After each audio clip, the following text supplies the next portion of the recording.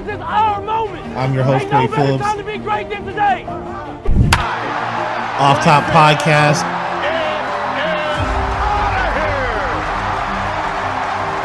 To play, Bryant for the lead. Yes! Time.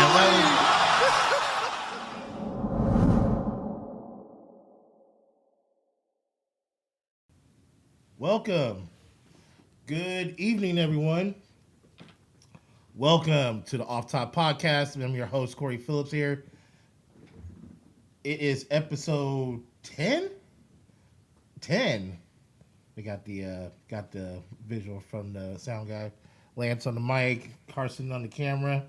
I'm your host, Corey Phillips. Like, subscribe, share the podcast to your friends, neighbors, dogs, cats. No, it's episode 9 was last week. This is episode 10.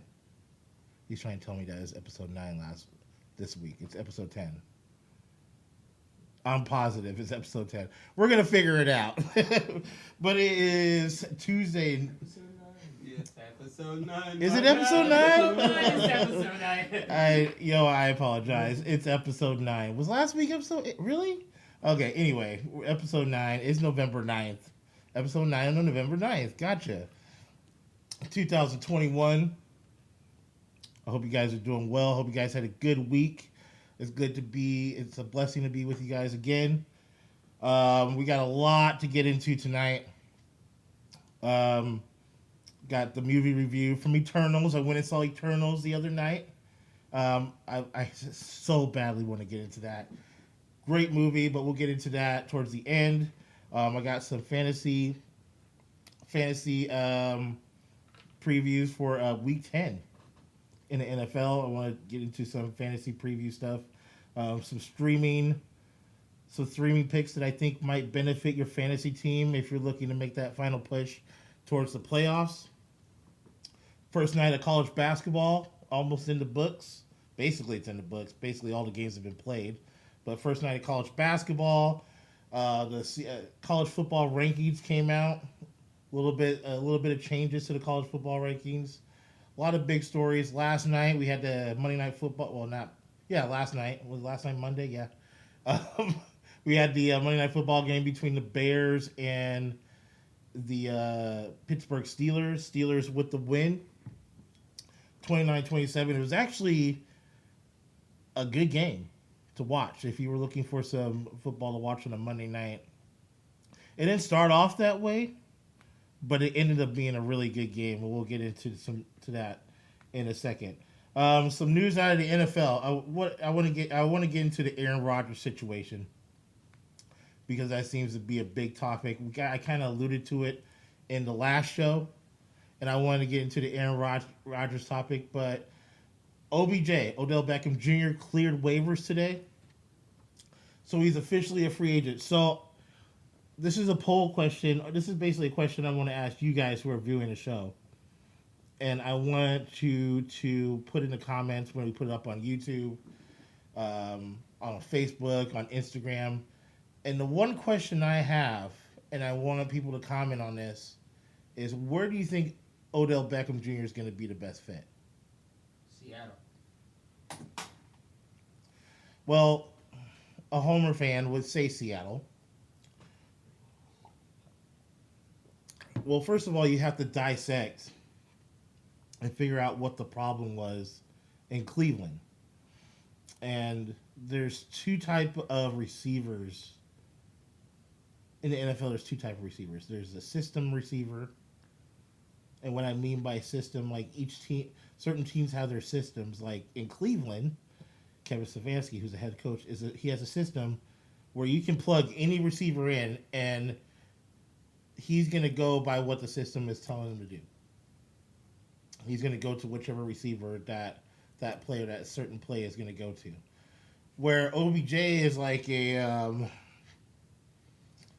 not like a regular receiver. He's kind of on that top tier of wide receivers. If you think OBJ is in that caliber, would you put him with the Julio Jones, the Michael Thomas, the DeAndre Hopkins? a certain extent, Tyreek Hills, even in receivers of the past, Randy Moss, Michael Irvin, just wide receivers of that ilk, Terrell Owens. Those are alpha male number one receivers. Like, you get them the ball. No matter what the play is, if you call it audible, if you see something that you see a mismatch of any kind, even if it is a mismatch, even if he's double teamed, there's special receivers that can just make plays out of nothing. And I felt in Cleveland, I mean, obviously his average targets dropped, like all his numbers dropped in half from when he was in New York. In New York, I mean, and it also depends on the quarterback that you have. Because in New York, he had Eli Manning, who's a gunslinger, basically. Baker Mayfield is not that. He's a system quarterback. That's just the way Baker Mayfield is. To be honest with you, I don't think, in my personal opinion, I don't think Baker Mayfield is as good as Eli Manning. And in New York, it was a different type of offense, and OBJ was the main target, so he was getting targeted a lot. Where in this system, I mean, you're not only dealing with OBJ and then Jarvis Landry on the opposite side, Jonathan Peoples-Jones, and then you have two elite running backs, because this team's a running team. Their offense is predicated on the success of Nick Chubb and, to a certain extent, Kareem Hunt, who are right now out on the squad. But in any event, if everybody was healthy, that's what it would be. So some of the teams, I put 3 teams that I think it would be a good fit. Number 1, and I think this will be the likely team, and this is the team he said that he would like to go to, would be the Green Bay Packers. And here's the thing. The Green Bay Packers right now, think about it for a second. What's their offense? It's Aaron Rodgers, right? Running game, Aaron Jones, Devontae Adams, and then the rest of the wide receivers, their second leading pass catcher on that squad is Randall Cobb by over double. Devontae Adams is the straw in this offense as far as I'm concerned. So opposite Devontae Adams, you put OBJ at number 2. You still have Allen Lazard. You still have Robert Tonyan's on IR now. And you still have Randall Cobb. I think that would be a great fit. That's going to help Aaron and the Packers possibly get over that hump. And it puts pressure off of Devontae Adams and gives him more one-on-one coverage instead of him getting double-teamed. And Devontae Adams, when he's double-teamed, is still putting up numbers. So imagine you put OBJ on the opposite side. Second team would be the Los Angeles Rams. I think you need a receiver that's going to be able to stretch the field. Because right now with the receivers, it's a lot of dink and dunk. Cooper Kupp will catch you slipping downfield, but he's not a fast receiver. Robert Woods, he's a slot route type of receiver. He'll get you yards in chunks, medium chunks. He works the middle of the field. He works the sideline. That's Robert Woods.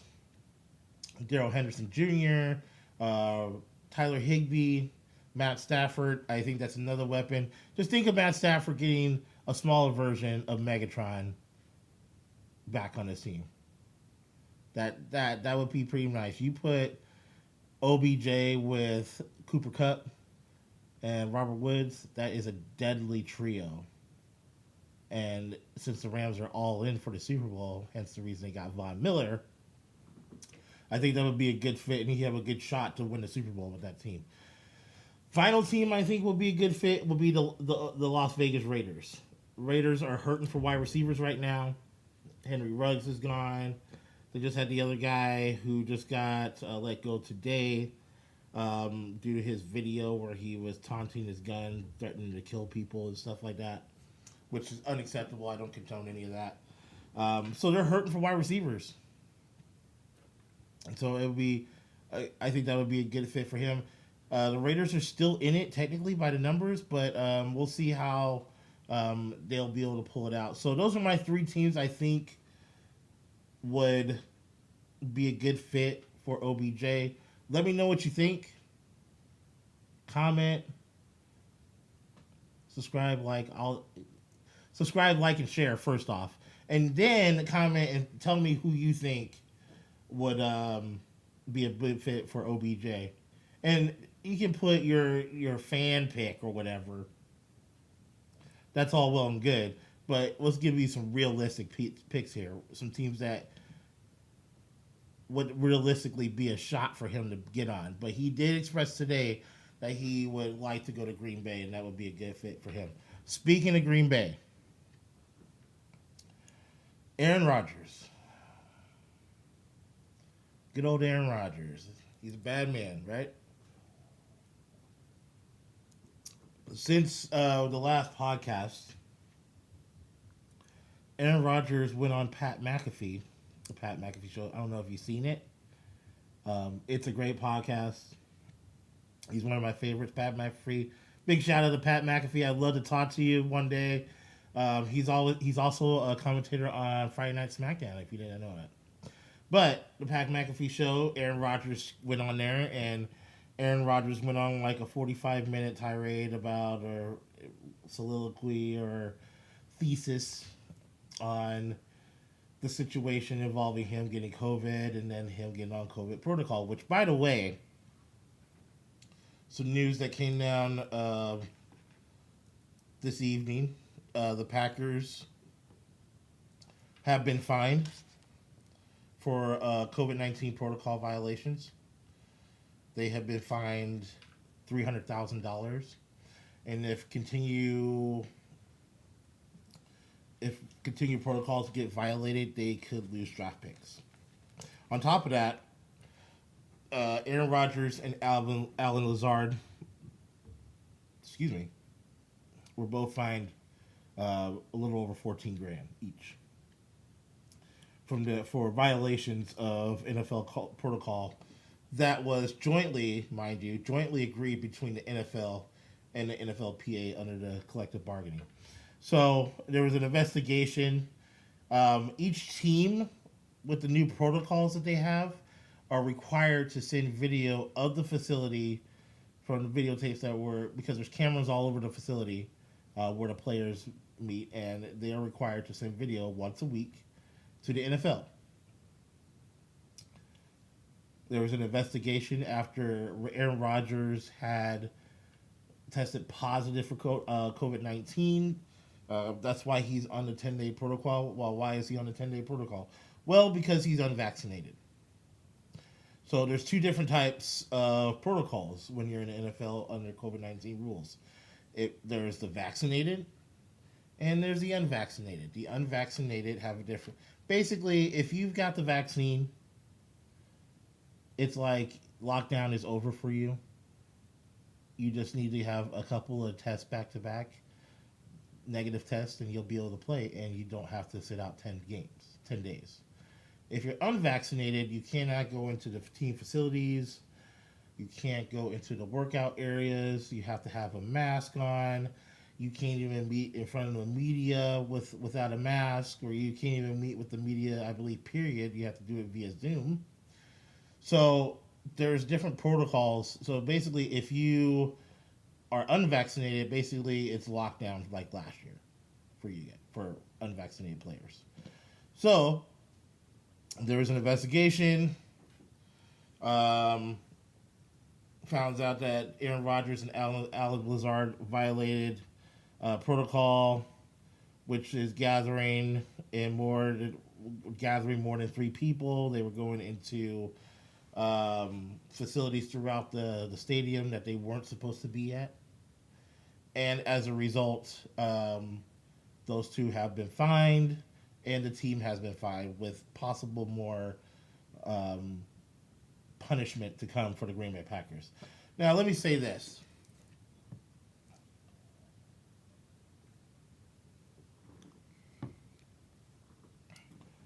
I have opinions on this, and For those of you who are watching this and are on one side or the other, and I'm not trying to make this political, and it shouldn't be, but it's almost like you can't talk about this without it getting to a political point. But I'm going to try here.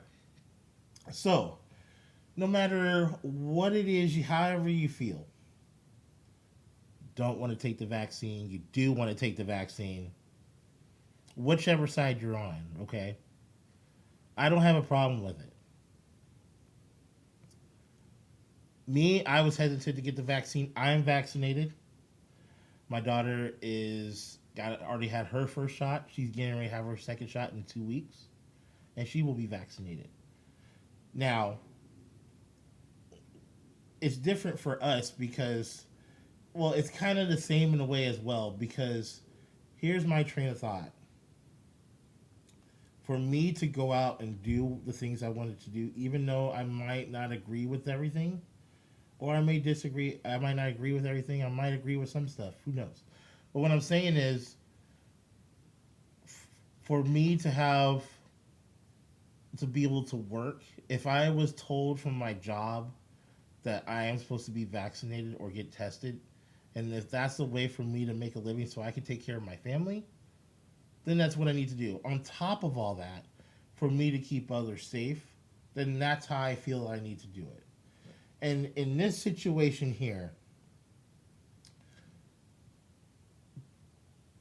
all this came about because of what was said back in August. Do you remember? I wish I had video to show you, but there is a specific interview with the press during preseason.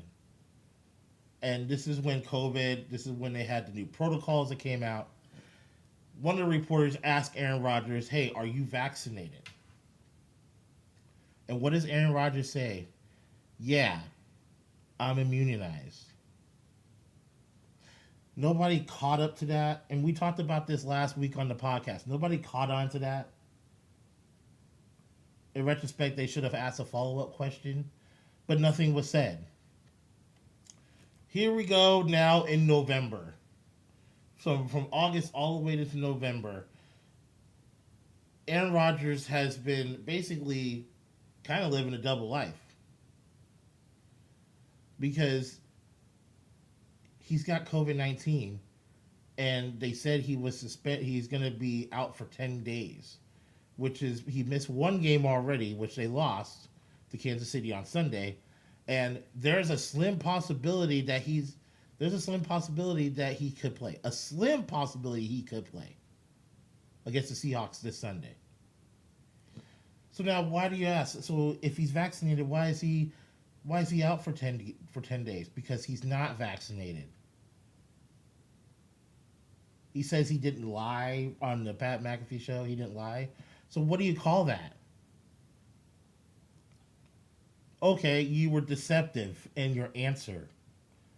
Because Aaron Rodgers is a very calculated man. I don't know if you've been following Aaron Rodgers, but I've been following Aaron Rodgers for years.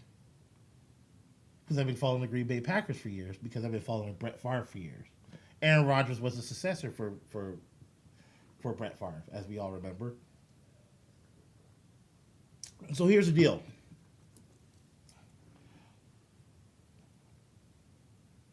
He says he's immunized, right?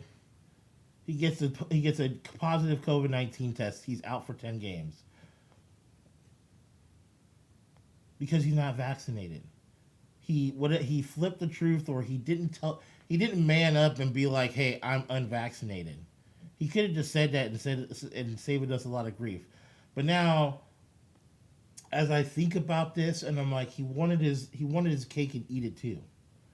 He wanted to say he didn't want to man up and say he was unvaccinated, so he said it was a slick way of him getting around the answer. He's walking around the building. He's doing everything normal because he's Aaron Rodgers, right? You have a negative test come back. All this stuff because you couldn't man up and say that you weren't vaccinated. Now, there's other players in the league that are unvaccinated and they follow protocol just fine. What makes you so special? You're not. Just because you're Aaron Rodgers, because if you make a choice to do something, why don't you just stick with it and follow it? Or follow the rules of the NFL. This is a league that you play for. And you're compromising. Hey, if you don't want to get the vaccine, fine. But you're compromising other people's health because there's other people who work in those facilities. A la your teammates, for example. It's starting to question. I wonder how Devontae Adams and Alan Lazard got COVID the week prior. It seems a little fishy, huh? And then the next week, Aaron Rodgers gets COVID. That's a disregard for your teammates and the people around you. And that's a selfish move, in my opinion. And I think he should be ashamed of himself for doing that. Now, he's going to sit out. He won't be able to come back to the field facility to even take a negative test, take the COVID test until Saturday. The game's on Sunday. So not only did you sacrifice team wins, you're sacrificing the health of people around you. And then you're saying you talk to what's the guy that has the podcast? Not Pat McAfee, it's the other guy, Joe Rogan. Your good friend Joe Rogan. That's what you said on the Pat McAfee show, and he was giving you this stuff, and he was telling you that it has these. Listen, it has these supplements and these ingredients in there. Look, man, I go to the doctor every year. Or if I get hurt, I go to the doctor. If I'm sick, I get to the doctor. Think about this for a second. So you have a hesitation about the vaccine, right? Think about the last time, anybody out there that's watching, think about the last time you went to the doctor. And you were sick or you had an injury or something like that. And they prescribed you some antibiotic or some medication. I'm not saying, do you read every single ingredient that goes in there? Normally. I know there's some people that do because they're allergic to certain things. But I guarantee you, I would say about 5% of those people actually read the labels and actually go through every single ingredient that's in every medication that they've ever taken in their entire life. It's bullshit. So you mean to tell me you're sitting there Googling every single ingredient that's going into any antibiotic that goes into your body? Do you trust your doctor enough to just prescribe you with medication? Most people do. So how is that different from this? You see what I'm saying? I mean, on top of all that, aren't you guys sick and tired of this lockdown BS, of just all of it? The COVID thing needs to be done and over with. I mean, there is countless people losing jobs. There's countless people that are not working. Why do you think the president is pushing so hard to get the vaccine out? There's billions and billions and billions of dollars that have been lost through this whole pandemic. On top of that, like, the health and safety of your teammates. You talk about the brotherhood and that you love your teammates and all this stuff. You have a funny way of showing it, Aaron Rodgers. So that's my message to you. I hope you learn from this. And I know you're probably not going to watch this, and it probably won't reach you. I hope it does, because I'm looking dead in the camera and I'm telling you that you were being very irresponsible in this whole situation. Real talk. This is, and I like Aaron Rodgers. I think he's one of the most talented quarterbacks we have seen in a long time, in the last 10 years. I mean, Lamar Jackson's great. Patrick Mahomes great. Aaron Rodgers is a constant. And it just turned me the wrong way, the way he has handled this whole situation. And not only that, I'm going to leave it on this point. When he went on that show and said some stuff, and it really steamed me when he used the Martin Luther King reference on the show. That really kind of pissed me off a little bit. Like, you from what you've done, and then you're going to throw a Martin Luther King reference or a quote in there, that's ridiculous. That pissed me off. But if you haven't seen it, watch Pat McAfee's last show from the other week. I think it was from last week. I think it was on Friday. So listen to it on your local podcast if you have it. On top of mine.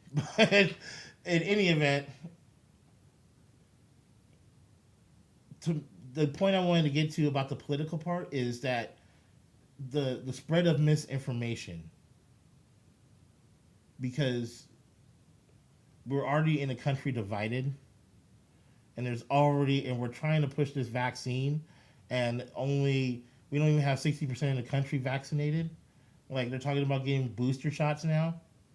So we can't even get the whole country vaccinated, and it's due to misinformation and lies that have been spread about this stuff. And it's very dangerous rhetoric that he's saying. And if you listen to the podcast, it's very dangerous stuff that he's saying on there. And now you're just feeding into it by the stuff he said.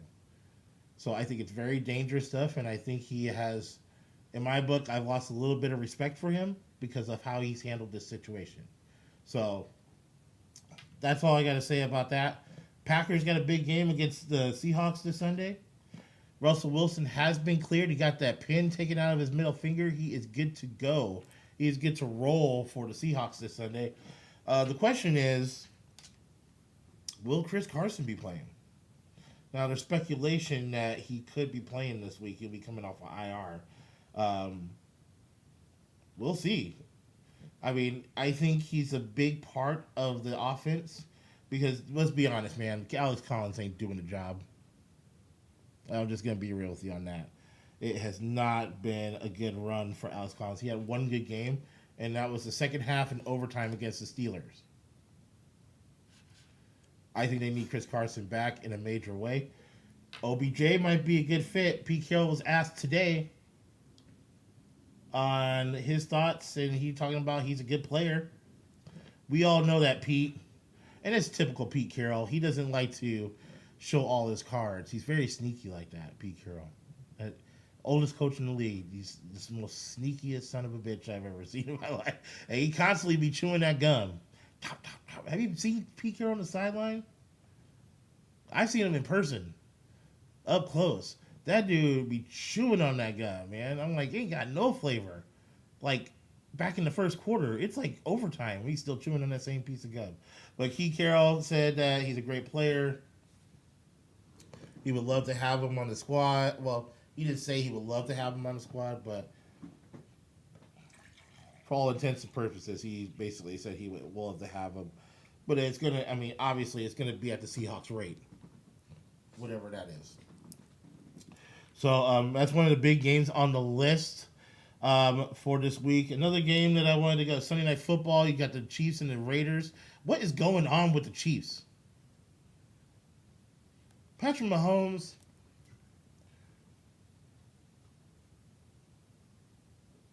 Tell you something right now. I have Patrick Mahomes on fantasy football. I love that brother. I mean, I don't know, but I don't know what the hell is going on. Tyreek Hill is getting doubled on every single possession, it seems like. Every one. Patrick Mahomes trying to be Superman on every play. You can't do that. This is the same thing that Russell Wilson was doing. Second or third year in the league. Trying to do too much. Let Russell cook. No. You got to run the football. Got to run the football. Establish the offense you get from the play action. It opens up the wide. It opens up the offense a little bit. You get that play action going. then it's going to open targets up for Travis Kelce and Tyreek Hill. There got to be some changes, man. I don't know. I can't figure them out. You roll into Sunday against the Packers. No Aaron Rodgers. A suspect defense. And you only throw up 13 points? I don't understand it. Teams on a bye this week.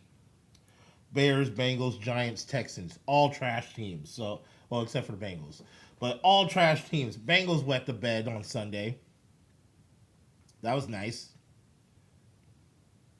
Just when we just started talking about them being relevant again, here they come, dropping back to earth. I can't buy into it. So Seahawks, Packers, big game. Chiefs, Raiders, that's a big game this week. Let's look at the rest of these scheduled games because there's more teams playing. Thursday night, oh my goodness, is going to be a snoozer. Ravens, Dolphins. Lord have mercy. You gotta give me something better than that Thursday night. Falcons, Cowboys. Let me go into this on the Cowboys. Carson, you ain't gonna like this, but whatever. They were feeling themselves after last week's win. Dak Prescott didn't play. Backup quarterback comes in. Dak's on the sideline playing cheerleader just like Russell. They were feeling themselves, right?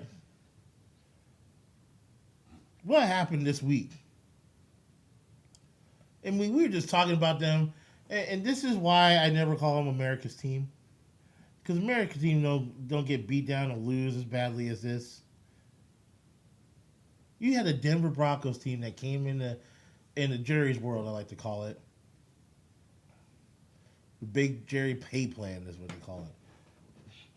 Those guys rolling there. It was 30-0 in the fourth quarter. He got 2 touchdowns. The defense looked bad. Trayvon Diggs, I love him. He was one of my players for defensive player of the year. He has been locked down in the safety position. He's had like 7 picks this season. Getting burnt all night. Offensive line getting worked. Dak Prescott running for cover. You think 30-0 against the Cowboys, you think they were playing like Patrick Mahomes, Lamar Jackson, Aaron Rodgers, Tom Brady, to a certain extent, Matthew Stafford, Josh Allen. No, they were playing Teddy Bridgewater. Teddy Two Gloves is what they call him. Just slinging it. Working ass. There was 2 fourth down plays that I saw. It was a 4th and 1. Dak throws it. Nowhere near the receiver. And by the way, every single receiver dropped passes on Sunday. Every one. We're talking from the CD Lambs to the Amari Coopers. I don't know who they're tied into, Schultz, whatever. They all trash. And then there was a 4th and 2 play, and I don't want to hear nothing about some sprained ankle or sprained knee. Ezekiel Elliott. You tell me he give him all that money, he can't get 2 yards? It was a disaster. You could chalk the 14 points up. I mean, shit. The game was over. It was the fourth quarter. It was 30-0. I don't want to hear a damn thing about anybody saying the Cowboys are a Super Bowl contender. They're not. That is, no. Carson, I don't care. They are not a Super Bowl contender if you're playing like that. And this week is a trap game because they're playing Atlanta, and Atlanta is in the mix because they're 4-4. Atlanta is 3-1 on the road. Atlanta's defense is playing nice. Cordell Patterson's playing well. My boy Kyle Pitts, first round draft pick, tight end, the highest tight end drafted ever. He's balling. Calvin Ridley, he back. Tell you, man. They should be ashamed of themselves putting that type of product on the field. You go down 30-0 like that. But that's the story for another day. But the Cowboys lose, second loss. Good thing they're in the NFC East, the NFC least, because the rest of that division is trash too. The Eagles, come on, man. 3-6. Washington football team 2-6. The Giants. Giants won last week. They're 3-6, bro. Terrible. Saints Titans this week. That's an intriguing matchup. Saints 5-3 record rolling in. They're hot. They've been playing well. Titans lead the NFC. They're tied with the Baltimore Ravens, who are actually Baltimore Ravens. They both have 2 losses. Because Tennessee hasn't had their bye week yet. That's why they're 7-2. Some other matchups. This Browns Patriots matchup. I gotta say, I'm very interested on how the Patriots are going to handle it. The Patriots are 5-4. They're in the mix. And all this talk about Brady and Belichick and Brady needing Belichick needing Brady, they're playing well with a rookie quarterback. Defense is playing lights out. The Bills have been coming up a little bit short as of late. They need to get back on track. And I'm telling you what, the spread on this game is 14 points. And I think it'll be at least a 21-point victory for the Bills after that embarrassing loss last week to Jacksonville. That was a baseball score. The Bills are way better offensively. And they need to do... Here's my thing about the Bills. You can't... You bring all these weapons in. You got Zach Moss. You got Emmanuel Sanders. You have one of the most elite wide receivers in the game in Stephon Diggs. And he is not even getting close to the same numbers that he got last year. You have to get him involved. Cole Beasley. Who is your number one receiver? Who is your go-to guy? Stephon Diggs, I understand he's getting covered. That's about everybody else. But Stephon Diggs can make plays. You got to feed him the ball. Arizona, the undefeateds are gone. Ain't no more. That being said, they're still 8-1. They still lead the NFC West, which kind of upsets me a little bit because the Rams had a chance to prove themselves to be in that upper echelon. They still are in that upper echelon, but I wanted them to be number one, and Tennessee came in there and snowplowed their ass, and now the Rams are going to look for some get back because the Rams are on Monday Night Football this Monday against those god-awful 49ers.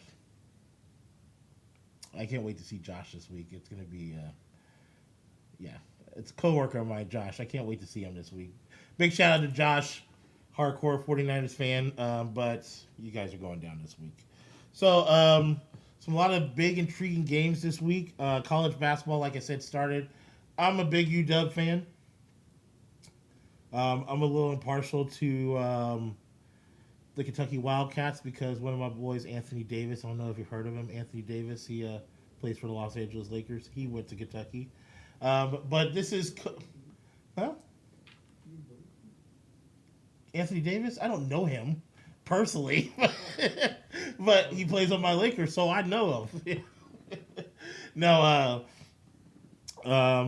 this is Coach K's last year. He's retiring after this. This is it. So, Kentucky and Duke played opening night. Duke with the win, 79-71. Duke is ranked number 9 in the country starting the season off. So, we'll see how far, if they're going to send Coach K out with a national title. That'd be yet to be seen. That's going to be a big storyline going into the winter months and as we hit spring when it's getting March Madness time. And we'll be following story as it goes along, but that's going to be a big story for the next 6 months. Is Coach K and the Blue Devils and how Duke handles this. So Duke with the big win tonight. Some fantasy picks that I wanted to get into because I know there's going to be some people like me out there who are kind of just looking at the waiver wire, trying to make that last push towards the playoffs. And you're looking, maybe you need a quarterback or a wide receiver to plug in. Who's going to be that guy? So as we go into week 10, I'm going to give you 3 of each position that I think you should pick up this week. Quarterback number 1, Matt Ryan. To the reasons of, I was just talking about the Cowboys tonight. That trash defense that just got smoked by Teddy Bridgewater. Matt Ryan is looking at videotape right now and is licking his chops, ready to carve him up this week. Matt Ryan will be my number 1. He's only rostered in about 44% of leagues right now. So if you need a quarterback, plug him in. Number 2, Trevor Lawrence.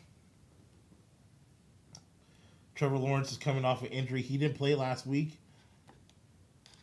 Buffalo with Jacksonville with the win over Buffalo.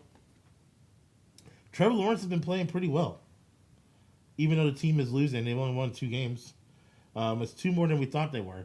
They're playing the Colts this week. And the Colts have a suspect secondary that has not been playing well. So Trevor Lawrence would be another one I would pick up.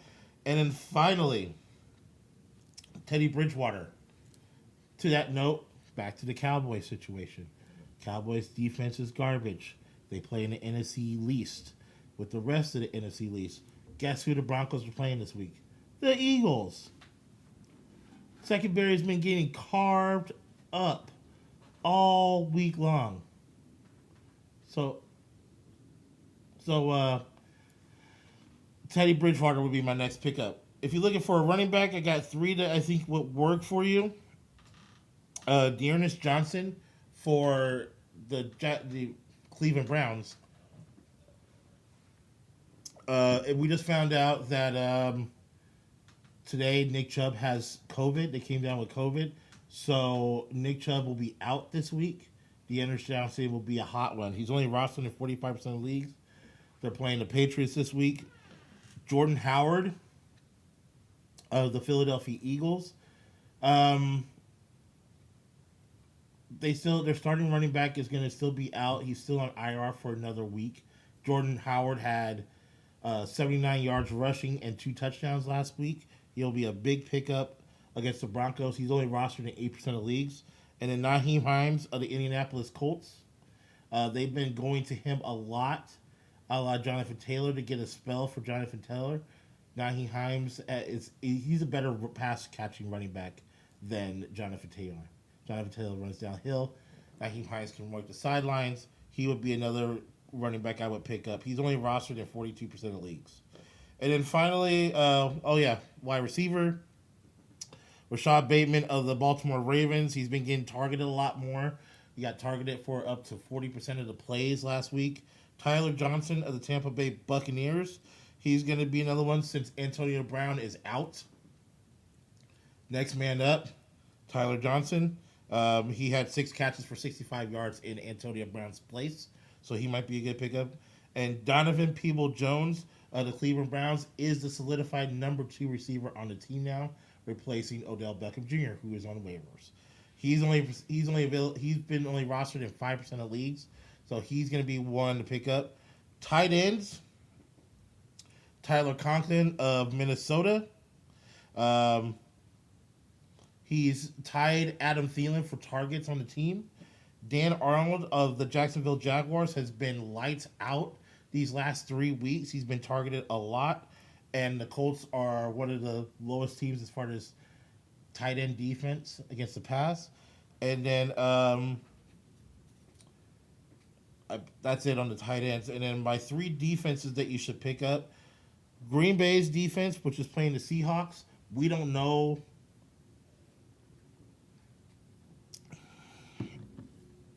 I would say the Green Bay Packers defense, on the exception if Russell Wilson is going to play. But when I did this, I was under the impression that Russell Wilson will not play.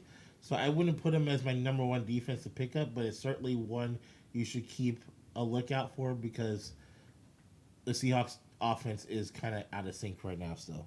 Also, the Vegas defense, because Kansas City has been playing by total trash lately.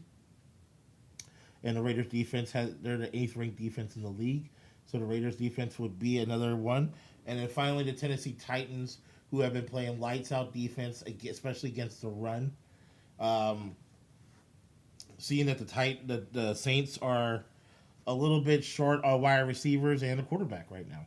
So that would be 3 defense I would pick up on. And finally tonight, what I've been waiting to talk about, and it's my review on the Eternals. Now, let me tell you something. This is not a normal Marvel movie that you're going to see if you go see it. Number one, I suggest you go see it. I suggest you go see it ASAP. I'm probably going to go see it again this week. Because there's going to be some stuff I missed. Because it's a long movie. It's about 2:45. About 2 hour 45 minute movie. Now, if you don't know the story of the Eternals, I've read the comic books. And I'm going to say some stuff that's not going to give, I don't want to give it all away. But this story, and it starts off from the beginning, there's dialogue on the screen that comes up when the movie starts. And it talks about the Celestials and the Deviants and the Eternals. Now, the Celestials are basically the people who created life, who created beings, who created planets, stars, moons, Earth, everything. And basically, the Eternals were created by the Celestials to defend against Earth's beings or intelligent life. The Deviants are there to destroy or sustain intelligent life to make it their own. That's all I'm going to give you on that. But the performances on there's action, there's a little bit of a love story on there. Excuse me. Up and down the line, this movie was great. Is it my favorite Marvel movie right now? No. Shang-Chi and the Ten Rings it's probably the best Marvel movie that's come out this year. By far. That is a great movie. This is a close second. There's action. There's a love story. And there's certain stars on there that you're seeing that you've seen in other movies. Hence, the 2 main stars in the movies, Kit Harington's in it. And we all know about Kit Harington, my boy, a.k.a. Jon Snow. Game of Thrones. I love Kit Harington. Angelina Jolie was great. I thought Selma Hayek was great. It had action, it had drama, it had suspense. The only thing I didn't like about it is how they did with the Deviants. I thought they should have been played in a little bit more, had a little bit more purpose, a little bit more dialogue with the Deviants. But the best part of the movie, besides the whole movie, is there's 2 post-credit scenes in this movie. And they're going to introduce you 2 characters that are going to be upcoming in Marvel movies down the road. Now, Kit Harington, we were all wondering, everybody was wondering what his role was going to be in this movie. And he didn't disappoint. So, his role in the movie... Hold on. His role in the movie was... He's basically playing the love interest, Cersei. Cersei is one of the characters in the movie, one of the Eternals in the movie. But his role in the movie was Dane Whitman. Now, Dane Whitman if you've read the comic books, is the character of the Black Knight. And if you've read the Black Knight is one of the older Stan Lee, one of his older Marvel comic books that he did. He's like a medieval knight, and it has this ancient sword that's called the Ebony Blade. And the comic book first appeared in 1955, and he appeared in one of the first Avenger comics. So they introduced the Black Knight. Basically, we got an introduction to the Black Knight. We already knew that. But there was a voice when he's about to pick up the Ebony Blade. You'll see it in the second post-credit scene that you're gonna recognize, and I want you to guess and give me your ideas of who it is. I'm pretty sure I know who the voice is. I'm not gonna give it away, but you have to stay and watch the post-credit scene. There's 2 of them. There's 2. So there's gonna be one. Don't make this mistake my mom and daughter did and left, and now they're wondering what the hell you're talking about, Corey. And I'm like, there's a second post-credit scene that you didn't stay for. And you missed out on the biggest reveals ever. So if you're watching this video and you go see Eternals, leave a comment and make your guess on who that voice is when he's about to pick up that sword and there's a voice in the background. Tell me who that is. I'm pretty sure I know who it is. But anyway, thank you guys for tuning in. Next week, obviously, we're going to talk some NFL stuff, whatever breaking news stories on the way. Where's Odell going to be joining? If he's going to be on a team. Who knows? I didn't get into my Lakers tonight, but one of the things I wanted to talk about next week was, can this Lakers team win without LeBron? Can they put it on the shoulders of Anthony Davis and Russell Westbrook? I want to get into that topic. We'll get into some NBA stuff. College basketball. College football is heating up as we're getting close to Thanksgiving time, which means it's Apple Cup time, baby. And we'll get the Huskies and the Cougars here in Seattle in a couple of weeks. I cannot wait. Thanksgiving week is my favorite week of the year, besides my birthday week, which is Halloween. It's football, it's food, and it's more football. Throw in a little bit of shopping and some drinking in there. But until next time, thank you guys for watching. Like, subscribe, and share. We're going to have some guests coming up here pretty soon. Going to have some... What? Next week, we're having some guests on. So, hey, that's news to me. I'm just here running the show, you know what I mean? But next week, we're going to have a guest on. Please like, subscribe, and share. And I look forward to seeing you guys next week. Until then, peace.